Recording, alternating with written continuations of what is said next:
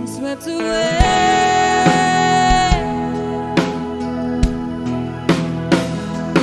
I am good, you say I'm good. I am worthy, wanted, loved by you. This is living, breathing proof that I am chosen, wanted, loved by you. I'm undone with love for you.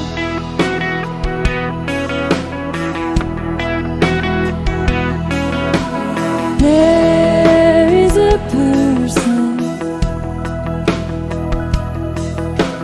light running through his veins, speaking with kindness, brimming with gentleness, and he is to the bone, speaks life to my soul, and I'm swept away. I am good, you say I'm good. I am worthy, wanted, loved by you. This is living, breathing proof that I am chosen, wanted, loved by you. I'm undone with love for you. And within all the joy, and through all of the waiting, I'm undone with love for you. And I can never forget the spirit that changed me. I'm undone with love for you. I'm undone with love for you. Are the Father, love rushing through your veins, warm and devoted, tenderness filled with strength, and you yield to the bone, speak life to the soul, and I'm swept away.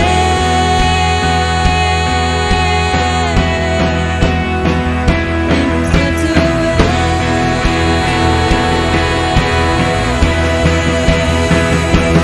I am good, you say I'm good. I am worthy, wanted, loved by you. This is living, breathing proof that I am chosen, wanted, loved by you. I am good, you say I'm good.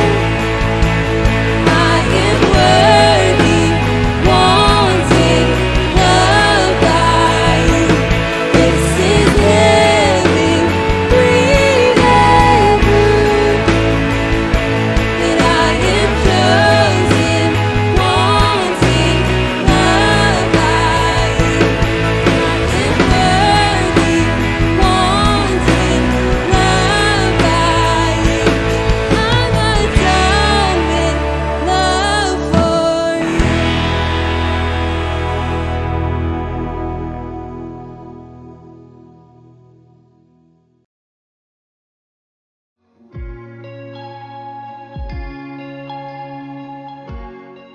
Hi, Makers family. My name is James, and I lead the prayer ministry here at Makers Church. And I'm here to talk to you about the week of prayer and fasting. You see, there's probably a lot of ways you can think of to describe 2020. A couple for me would be frustrating, a little divisive, and I'm going to give you a new one, a plague. Now, I don't pull that out of just personal experience, but inspired by what C.S. Lewis wrote in what's called the Screw Tape Letters. You see, in those letters, he characterizes what we know as the enemy, right? The opposite of God's will. And he gives him a name. And in one of the letters, Screw Tape writes to his nephew Wormwood this: plagues are the most effective weapon given to us. That is the enemy. Our goal is to get you and I, as followers of God, to forget about our usual practices of prayer and fasting.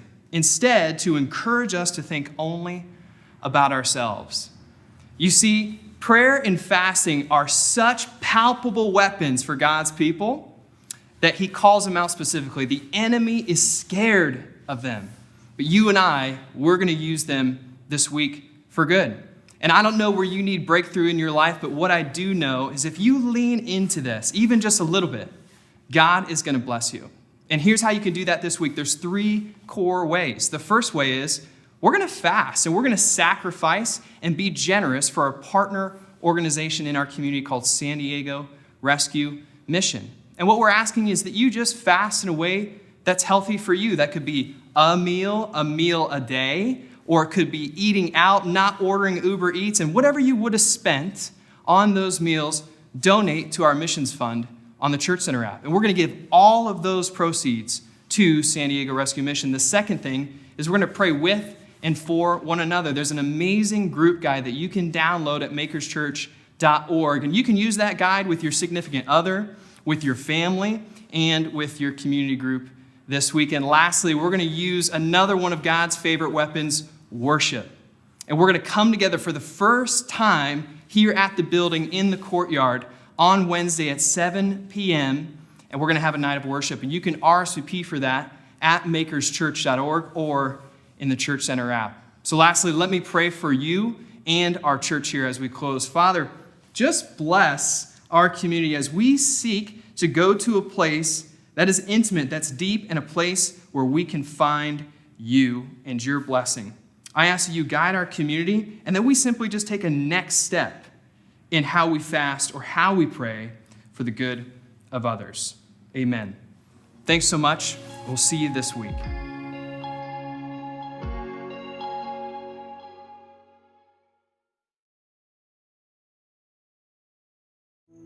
I know the tension of the now.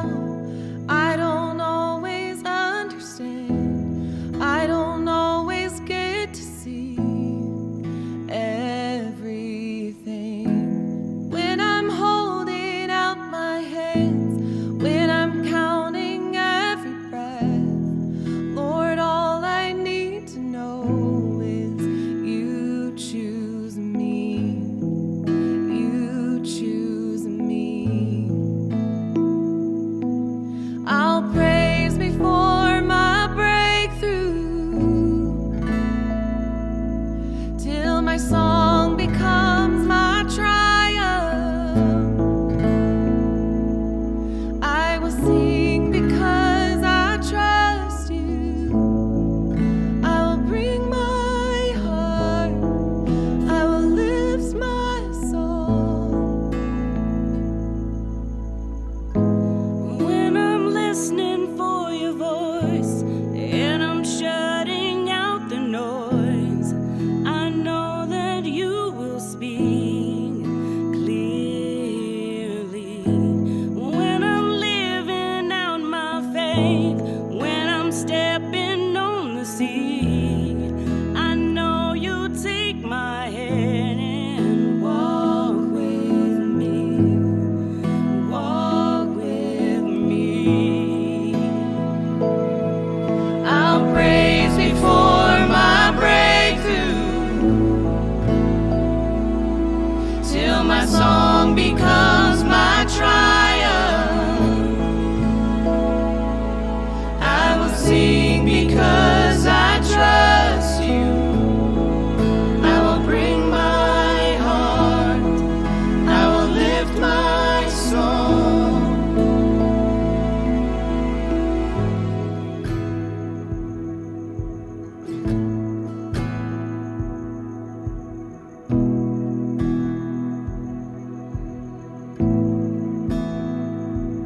He who came in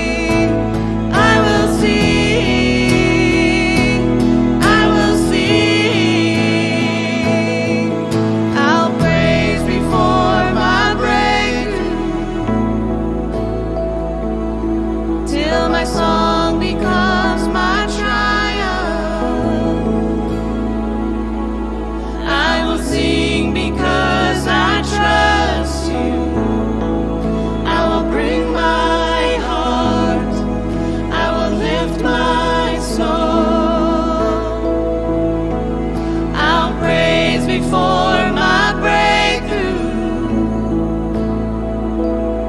till my song becomes my triumph. I will sing because I trust you. I will bring my heart, I will lift my song. I will bring my heart, I will lift my song. I'll sing because I trust you. I will worship because I trust you. I will sing because I love you. I will bring my heart, I will lift my song.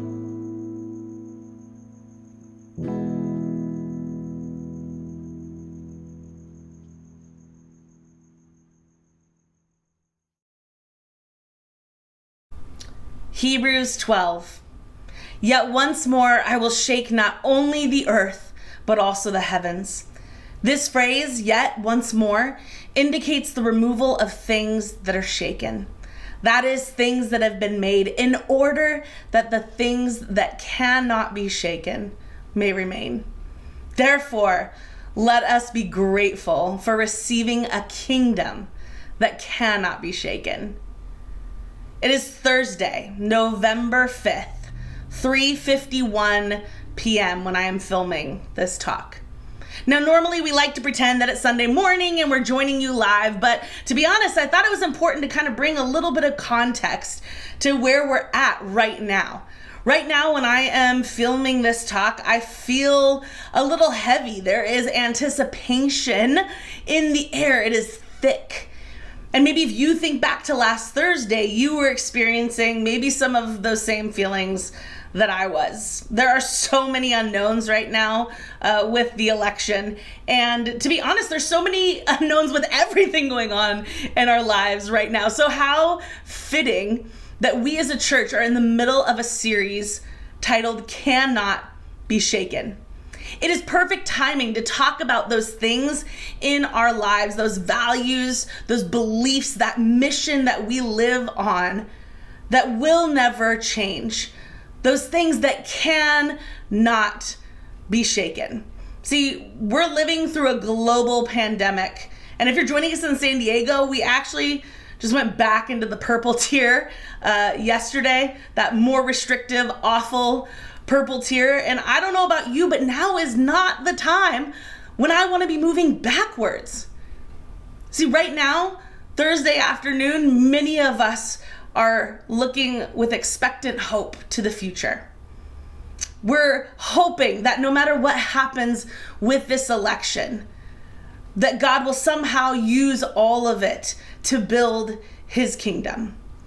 And maybe, hopefully, we have some sort of resolution by Sunday, but I wanted to take just a minute to speak to the moment I find myself in, and many of you have found yourselves in right now or over this past week. See, there are these spaces in between that unknown, where anxiety reigns, where fear and doubt and worry can creep in. And I've heard a lot of the admonishments and seen the Instagram platitudes of, it doesn't matter who wins, our lives will go on. But I can't help but think, like, for some people, that's just not true.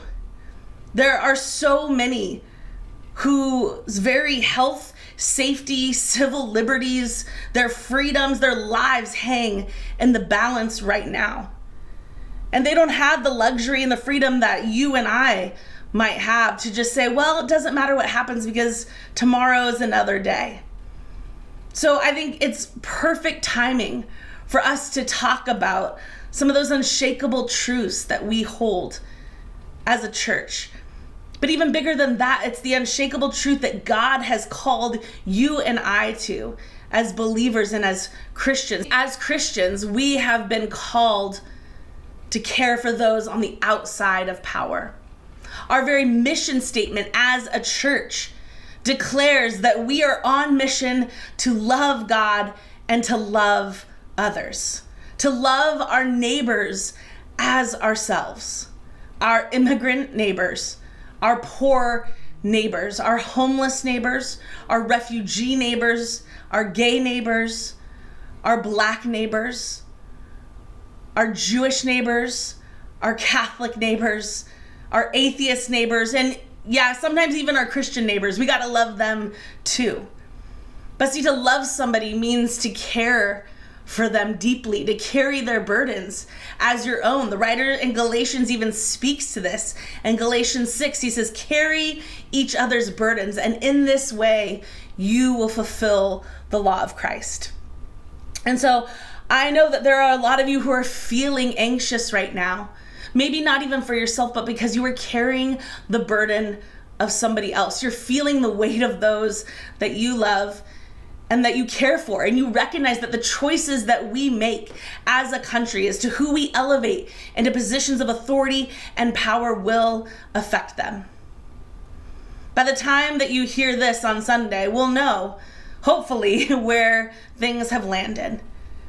But I just want to acknowledge that no matter what happens with this election, no matter how this election impacts you, no matter the implications, no matter who you voted for, we are here for you. It doesn't matter to us what side of the political spectrum you find yourself on, but if you call Maker's Church home, then you are a part of our family. And it is more important now than ever before that we come together as a family. And so I just wanted to remind you of that. Maybe you're feeling isolated, maybe you're feeling on the outside, but we are here for you. We want to be the type of family that loves fiercely, but also gently.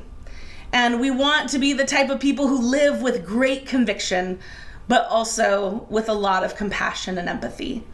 We want to be the type of family where the front door is always open and you will always be welcomed home. So if that's you, just know that we will always keep the light on.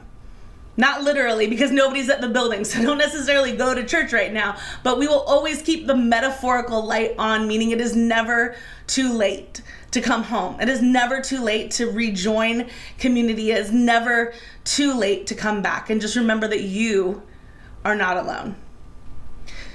Now, as much as I hate to admit this, because I feel like it's very unpastorally to say this, the truth that we have a kingdom that cannot be shaken doesn't always help me get out of these moments of anxiety.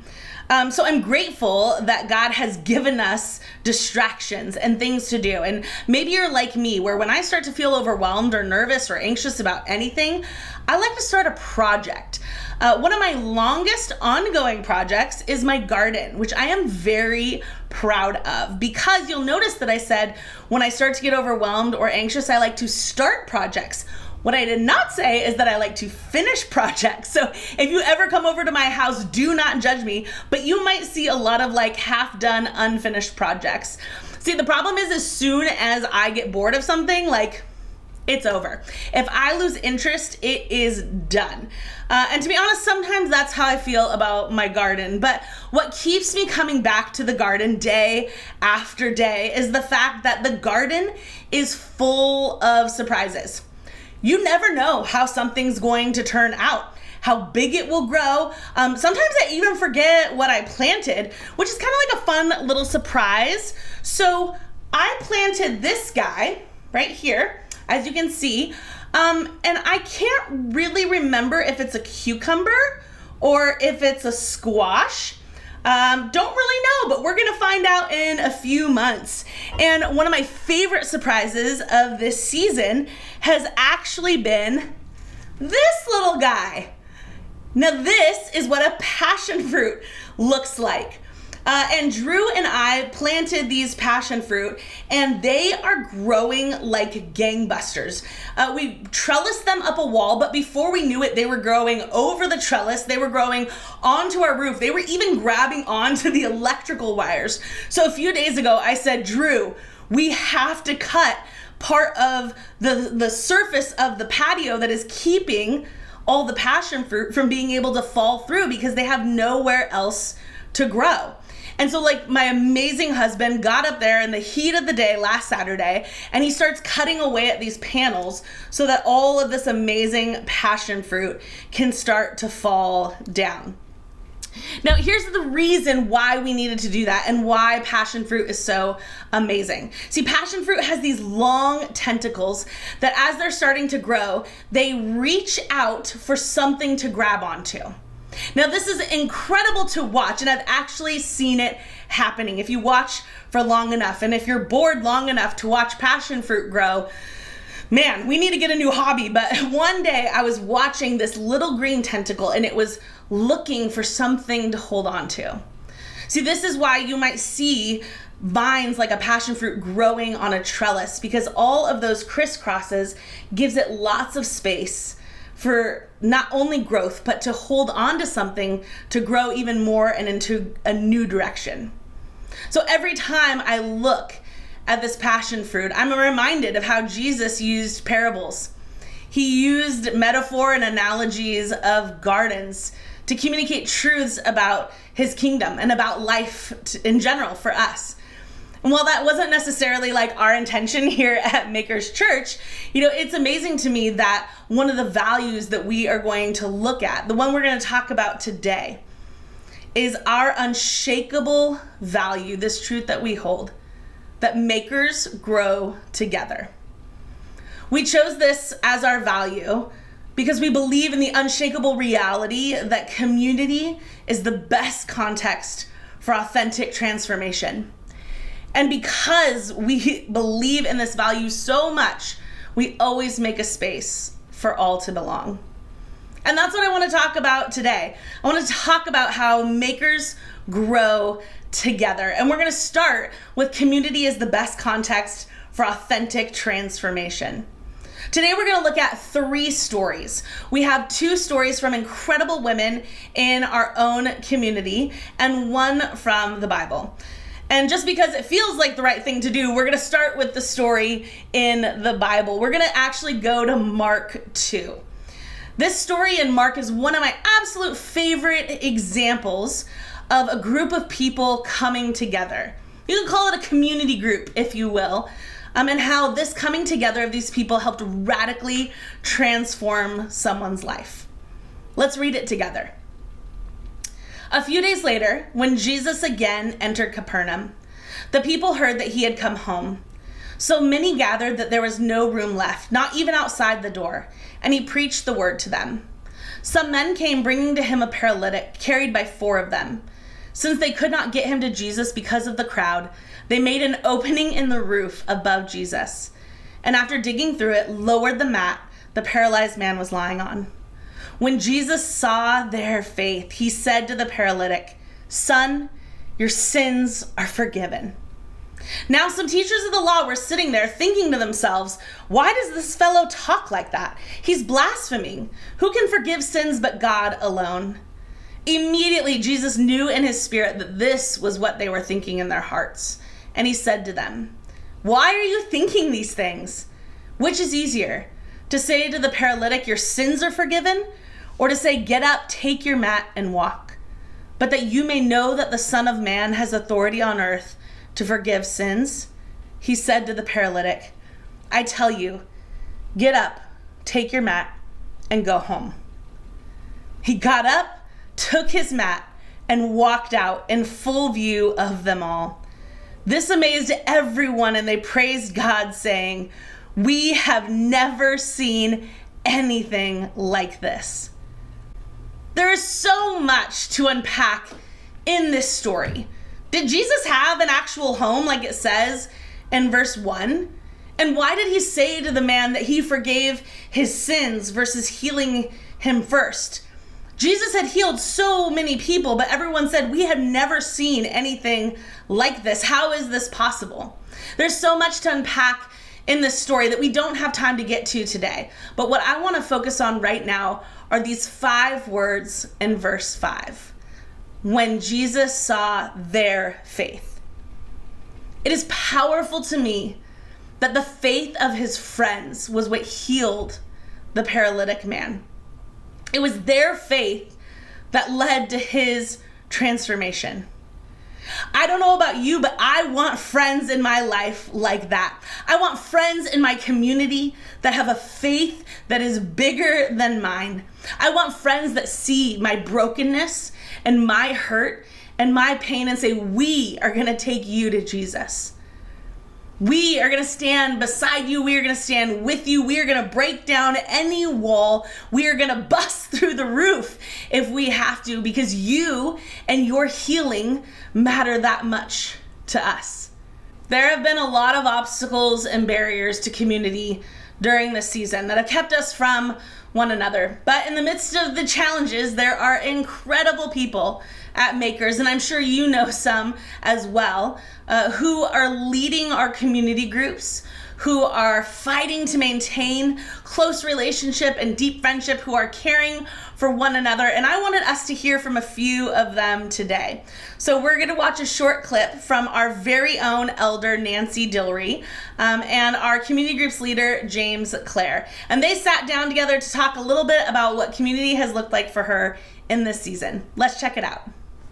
Hi, everyone. My name is James, and I lead community groups here at Maker Church. I'm joined by Nancy Dillery, who has been a faithful leader for, I believe, the last 2 years here since we've kind of known the Makers in North Park Baptist Union. But before that, Nancy actually hadn't led a group in over 5 years. So it's not something like Nancy has been doing this every day since she was 12, and she's going to give us a master class on what it's like to lead. But Nancy is a great example of what it means to be a faithful follower and leader in our community. And I think her group has been a great example of kind of the dynamics of navigating what it means to be in community during COVID. First question for you, Nancy, is pre-COVID,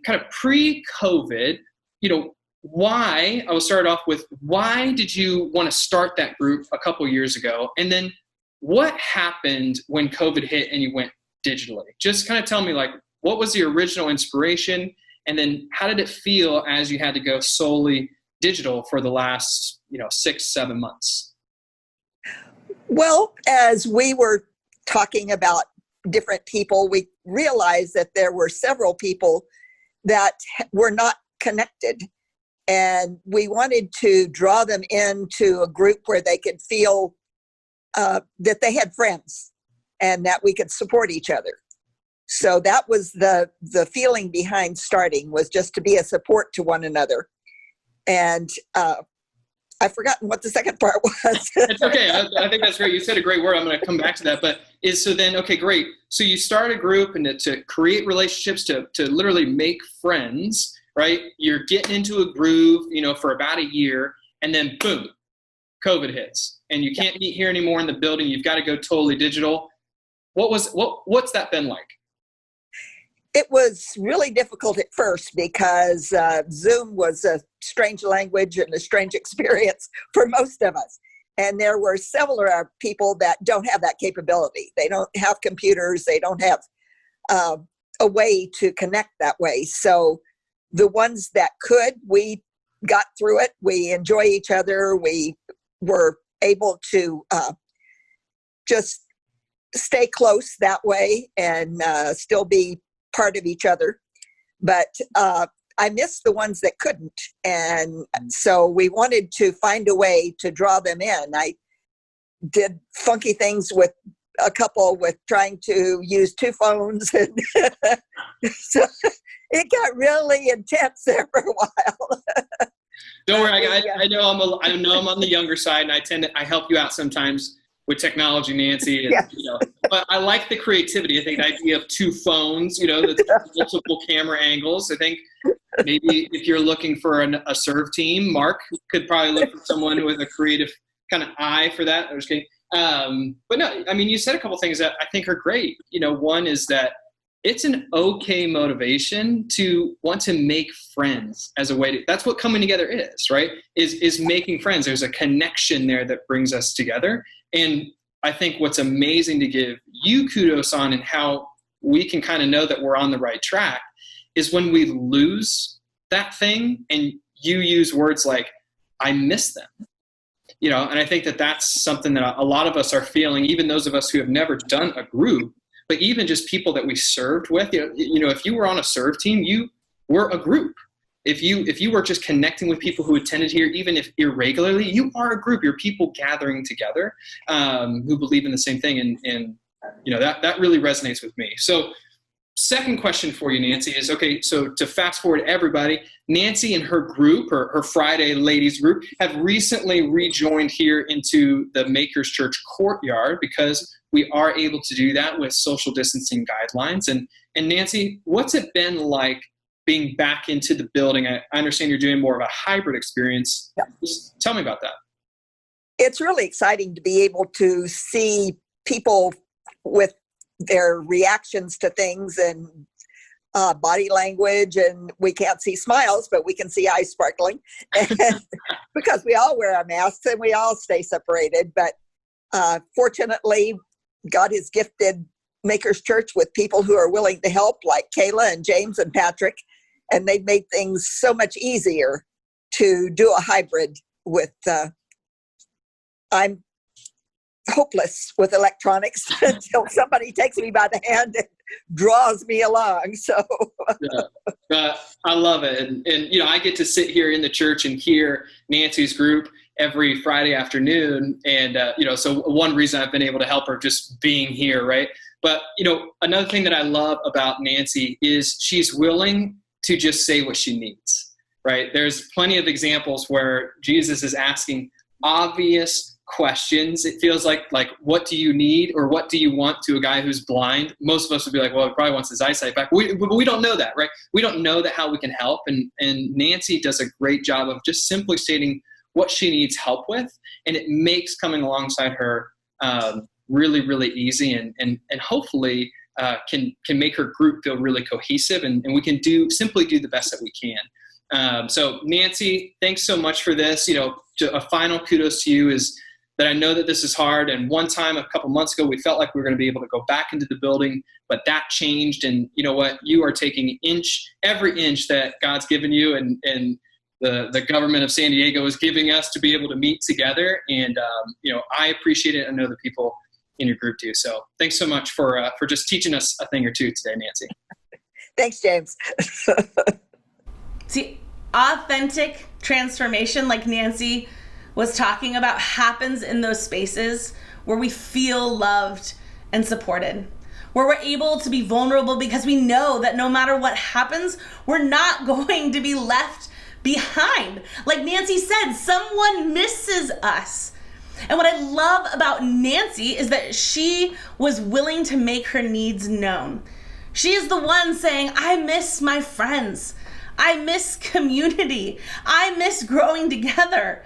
And I need help. And that is the context for that authentic transformation that we were talking about. Being able to say those 3 words, I need help.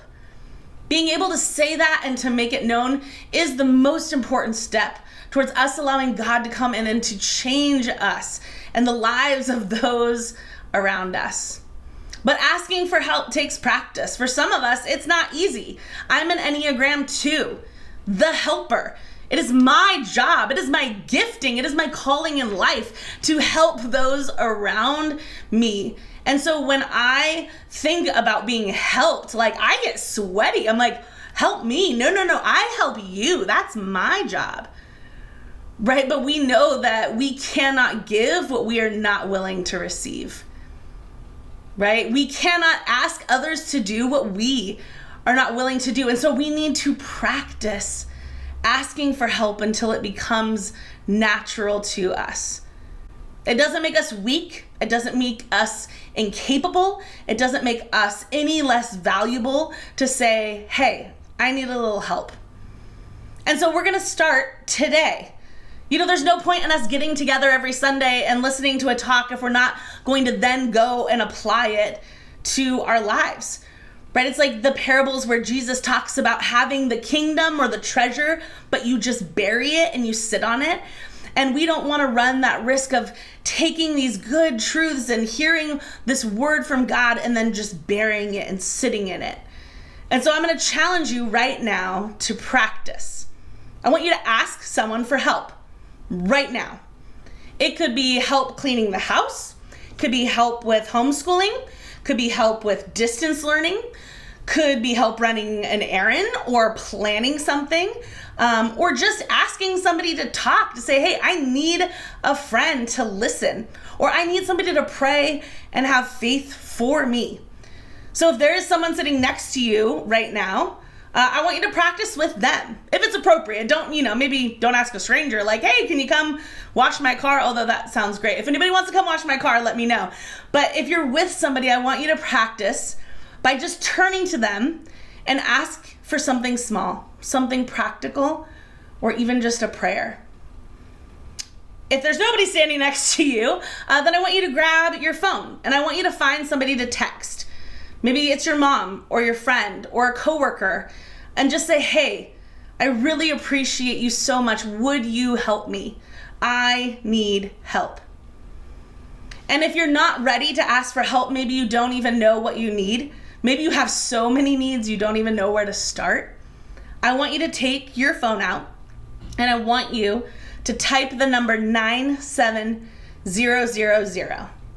So type in that number 97000, and then in the box where you write the text message, I want you to write the word pray up. And that is going to come directly to our prayer team. And I just want you to text us and let us know what your need is. How can we help you? So it's going to get awkward here for a minute because I'm about to play some music while you go talk to your neighbor or text your mom or text us your prayer request. But I want you to take this moment and I want you to practice. I need help. Ready? Go.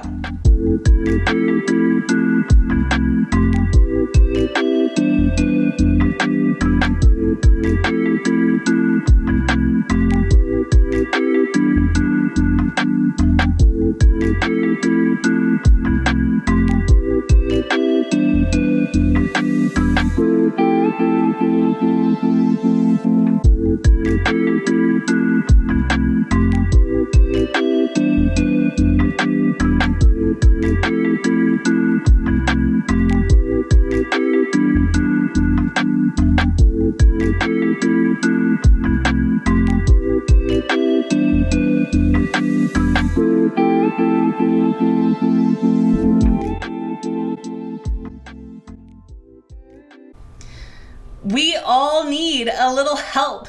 And this is why I chose to call Makers home. See, Derek and Mark, when they met me, I was a wreck. I needed help. Even when I didn't realize I needed help, they lovingly pointed out to me all the areas where God was wanting me to grow, where he was calling me to be a part of a community again. See, I'd been running for a long time and hiding in the shadows of church. And they said, no, we want to know you. The good, the bad, the ugly. And trust me, there was so much bad and ugly. But they said, we want to know you. We want to walk with you. We want to be a part of your story. And 12 years later, and I can't get rid of you guys. But you know what? I'm so grateful to be a part of a community that values growing together and believes that authentic transformation is possible. So because community is the best context for authentic transformation, we always make space for all to belong. Making space is not easy. Sometimes the holy huddle feels really good, right? You find all your friends, you get to know each other, you just grow so close together, but you grow so close together that like nobody else can ever break in. See, this is not what Jesus modeled for us. Yes, Jesus had his close friends.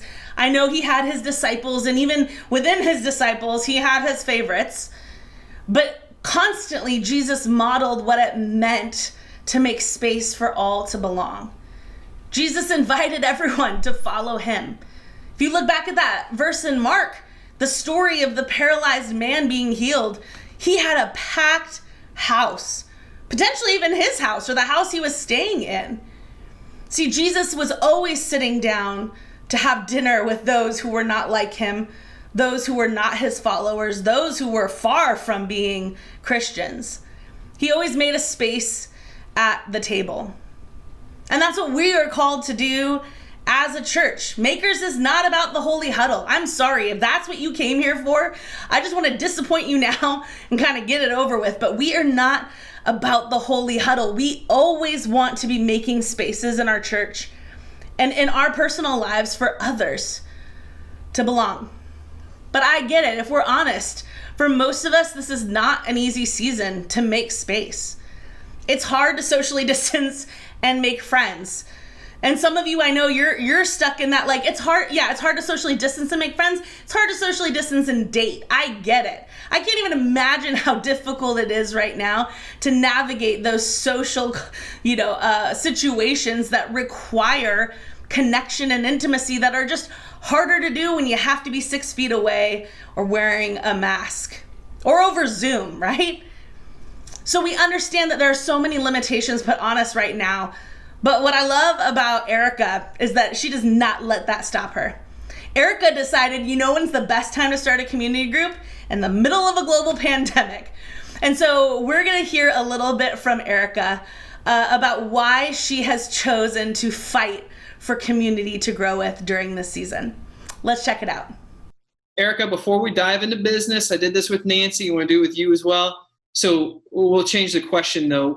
What's something that you're let's say grateful for the last 24, 48 hours? Something you're grateful for. So I have been working from home for 7+ months now, and I've been working off of my kitchen counter on a bar stool. And each month I've been like, it's fine. I don't need to invest in like an actual chair. I don't need to invest in a workspace. I'll just make do on my kitchen counter. It's fine. But yesterday I finally got a desk. I finally got a chair with a back on it. And it's created that work-life separation when work is completely intermingled with my life right now at home. So I'm very grateful for a desk and a chair, and my kitchen counter is strictly for eating and being over there in the kitchen. Yeah, I love it. That's great. Well, actually, I was just here. I'm at the church here. I'll show you. Here's my desk. There's a chair with a big thing of K-cups. So you know what? Same thing though. I just got to create a dedicated space where I could be eye level, where posture is good. Anyway, that's not why we're here. We're not here to talk about what's your desk setup, right?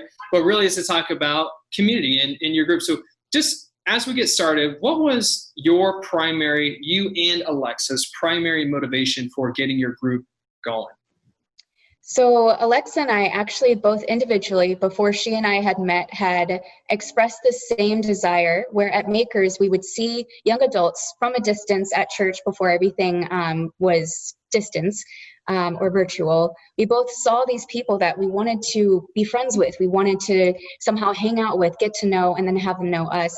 And we both vocalized this to Lori within Makers, and Lori connected us, saying that we were both feeling the same way.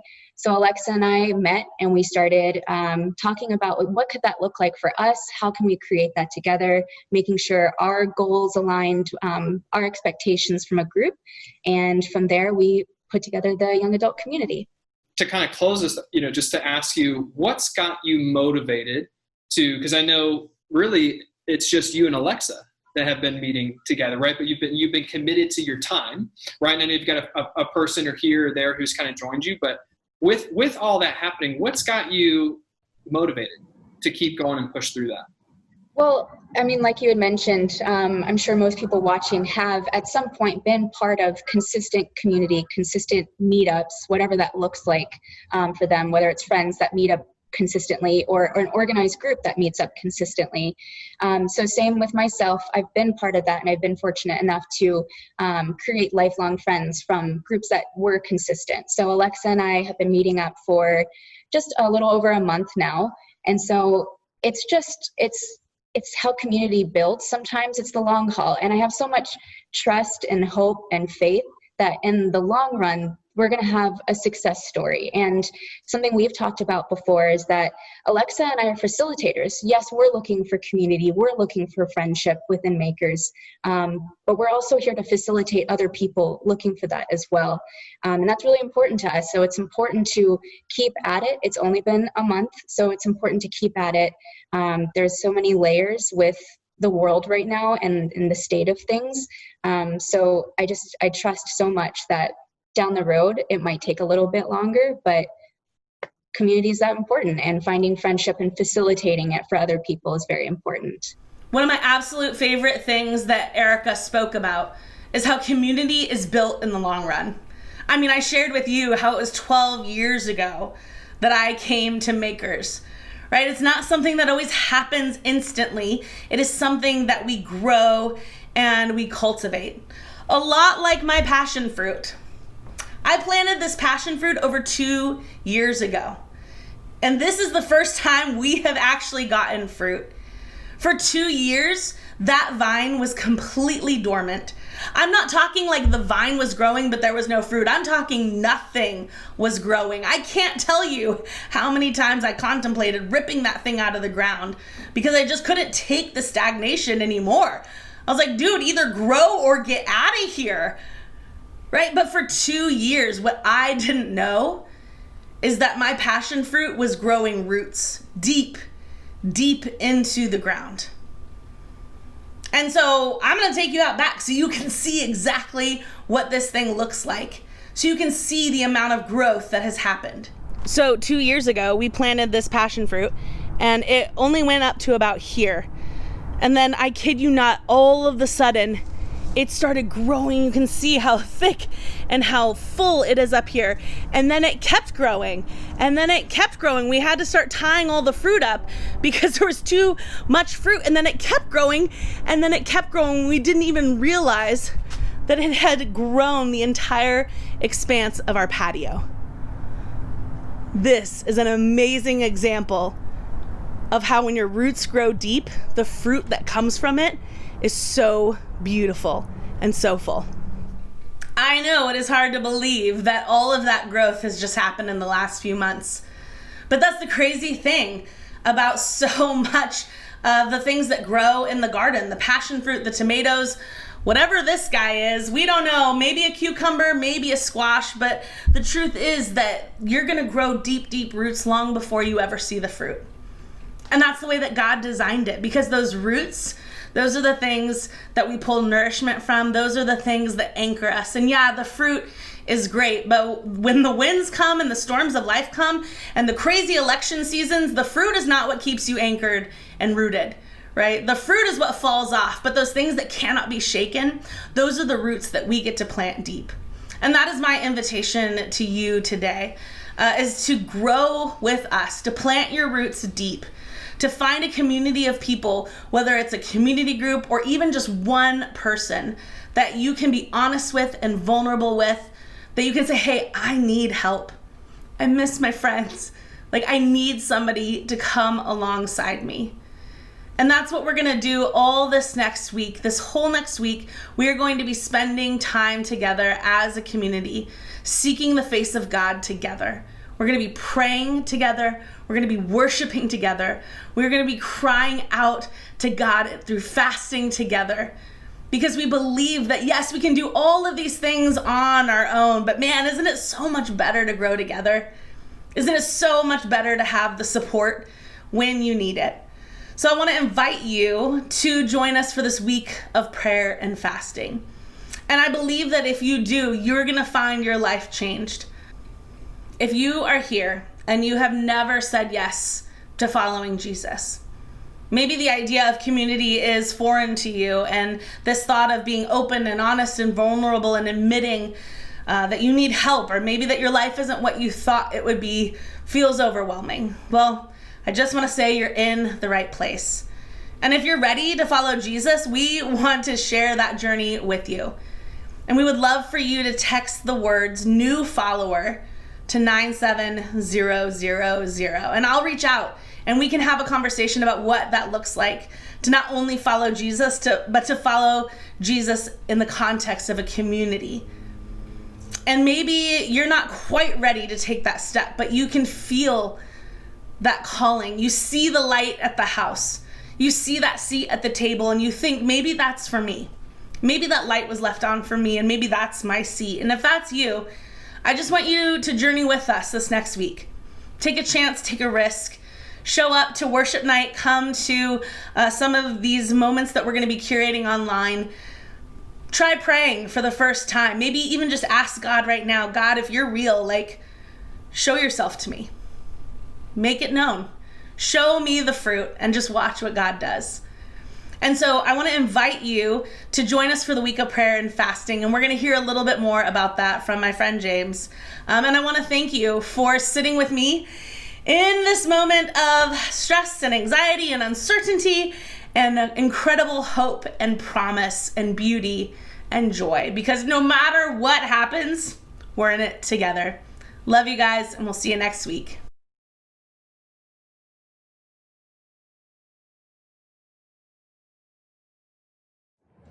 Hey Makers family, Pastor Derek here. Hey, I just wanted to take a moment and thank all of you that came out last week to our church in the park. It was our first time gathering in 7 months, and it was so good to see all of you. For those of you that couldn't make it, we missed you dearly, and we cannot wait till we all meet again. Hey, if you're new with us, I just would love to welcome you into Makers Church, and we'd love to know that you're here.